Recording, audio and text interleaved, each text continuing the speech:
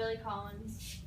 They think a nice guy. So this is just a little bit about him. He was born in New York in 1941 and was raised in Queens. He attended Archbishop Stepinac High School. I'm not really sure how to say that, but he received his bachelor's degree in English from College of the Holy Cross and also attended the University of California, where he received his master's degree and PhD in romantic poetry. He became a professor at Lehman College the same year in Bronx, where he taught English. In 1970, he wrote many poems for the Rolling Stone magazine.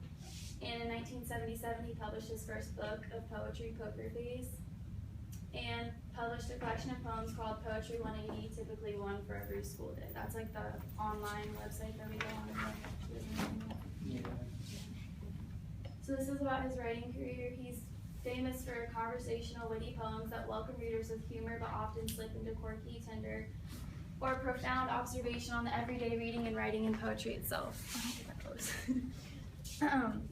He served 2 terms as the U.S. Poet Laureate from 2001 to 2003 and was New York State Poet Laureate from 2004 to 2006 and is a regular guest on national public radio programs.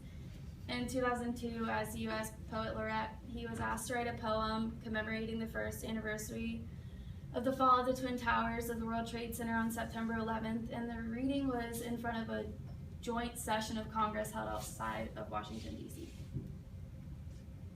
So this is one of his poems. Oh, I can't really see it. I'll read this one instead of the other one. Smokey the Bear heads into the autumn woods with a red can of gasoline and a box of wooden matches. His ranger's hat is cocked at a disturbing angle. His brown fur gleams under the high sun as his paws, the size of catcher's mitts, crackle into the distance. He is sick of dispensing warnings to the careless, the half-wet camper, the dumbbell hiker. He is going to show them how a professional does it. So basically, like, the tone at first is kind of funny, but then, like, if you look at it a second time, like, you see a deeper meaning behind it, because he's, like, setting fire to the freaking forest or whatever. Yeah.